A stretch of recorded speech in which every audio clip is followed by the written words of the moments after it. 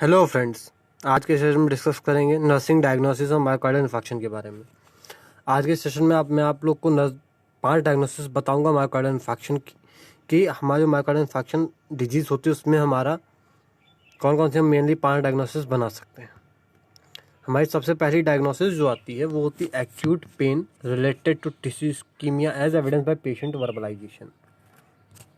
इसका मतलब हमारा ये है कि सबसे पहला जो हमारी प्रायोरिटी होती है मायोकार्डियल इन्फेक्शन में कि पेशेंट का जो पेन हो रहा है हमारा हार्ट के रीजन में उसको रिड्यूस किया जाए। वो पेन हमारा मेनली होता क्यों है, वो हमारा टिश्यू इस्कीमिया मतलब हमारी जो कोरोनरी आर्टरीज है जब वो ब्लॉक हो जाएंगी, जब उससे ब्लड ही नहीं पास होगा तो हमारे हार्ट को ब्लड सप्लाई नहीं होगी, इसलिए पेन होगा। दूसरी बात हमारा ये हमें पता कैसे चलेगा, एविडेंस क्या है भाई, पेशेंट मुँह से बताएगा कि पेशेंट वर्बलाइज करेगा मुझे पेन हो रहा है यहाँ पे। ठीक है, ये हमारा यहाँ पे सबसे पहली डायग्नोसिस, सबसे प्रायोरिटी है पेशेंट के पेन को रिड्यूस करना। ठीक है, acute pain related to tissue ischemia as evidence by patient verbalization, ये हमारी सबसे पहली डायग्नोसिस हो गई। हम देखते हैं second diagnosis, activity intolerance related to decrease oxygen supply as evidence by unable to activities of daily living. सब हमारी एक्टिविटी इंटॉलरेंस का मतलब होता है कि डेली एक्टिविटीज़ को ना कर पाना। ठीक है, मतलब टॉलरेट ना कर पाना, पॉसिबली हेल्दी पर्सन की तरह नहीं कर पाना। ये क्यों नहीं हो पाता ऐसा, क्योंकि जब कोरोनरी आर्टरी ब्लॉक हो जाती है तो हमारा ऑक्सीजन जो ब्लड सप्लाई जब डिक्रीज हो गई तो ऑक्सीजन सप्लाई भी नहीं मिल रही है। ऑक्सीजन सप्लाई नहीं मिलने की वजह से आदमी सही से काम नॉर्मली नहीं कर पाता है। और काम ये हमें पता कैसे चलेगा, एविडेंस क्या है इसका, एविडेंस ये है कि आदमी अपनी डेली एक्टिविटीज़ के जो काम जो डिजीज़ के पहले नॉर्मली कर ले रहा था अब वो नहीं कर पा रहा है। ठीक, ये हमारी सेकेंड नर्सिंग डायग्नोसिस हो गई। हम थर्ड नर्सिंग डायग्नोसिस देखते हैं, anxiety related to worsening condition of patient as evidence by uncooperative behaviour. मतलब हमारे थर्ड डायग्नोसिस ये है कि जो हमारा एंग्जाइटी पेशेंट को हो रही है अपनी कंडीशन को वर्सनिंग को लेके, हमें पता चलेगा ऐसे कि पेशेंट का जो अनकोऑपरेटिव बिहेव, क्योंकि भाई पेशेंट जब एंग्शियस होगा तो वो बिहेव बहुत गुस्से में करेगा, आपसे सही से बात नहीं करेगा, आपकी बात नहीं मानेगा। ये हमारा एक अनकोऑपरेटिव बिहेवियर एक एविडेंस है कि पेशेंट एंग्शियस है।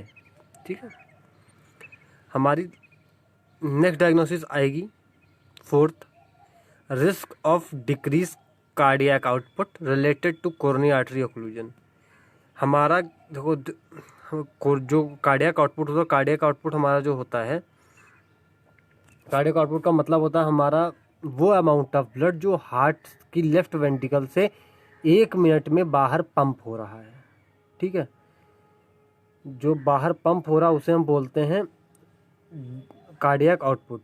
तो कोरोनरी आर्टरी जब ब्लॉक हो जाएगी तो हमारा कार्डियक आउटपुट भी डिक्रीज हो जाएगा, ये एक बहुत बड़ा रिस्क है हमारा। और जब कार्डियक आउटपुट डिक्रीज हो जाएगा तो हमारा बॉडी में जो ब्लड सप्लाई है वो डिक्रीज हो जाएगी और दूसरे ऑर्गन्स ऑफ बॉडी को भी ब्लड बहुत माइन्यूट अमाउंट में सप्लाई हो पाएगा। हमारे फिफ्थ डायग्नोसिस है knowledge deficit related to disease as evidence by frequent questioning by patient. Fifth diagnosis हमारी होती है नॉलेज डेफिसिट, मतलब कि डिजीज़ के बारे में पेशेंट और उसकी फैमिली को नॉलेज नहीं है। इसका हमें पता इससे चलेगा, पेशेंट बहुत सी चीज़ें हमें क्वेश्चंस करेगा, हमें क्या हुआ है, मैं ठीक होऊंगा नहीं होऊंगा, मुझे क्या होगा, मैं कोई ऑपरेशन होगा कैसे पता चलेगा, और ये सारे क्वेश्चंस पेशेंट बार बार आपसे पूछेगा। तो इससे पता चलेगा कि पेशेंट को नॉलेज डेफिसिट है उस डिजीज़ के बारे में। और ये हमारा रोल है कि हम उसको उसकी कंडीशन के बारे में, उसकी डिजीज़ के बारे में हर एक चीज़ एक्सप्लेन करें, उसके मन में जो भी डाउट्स हैं उससे क्लियर करें हम। ठीक,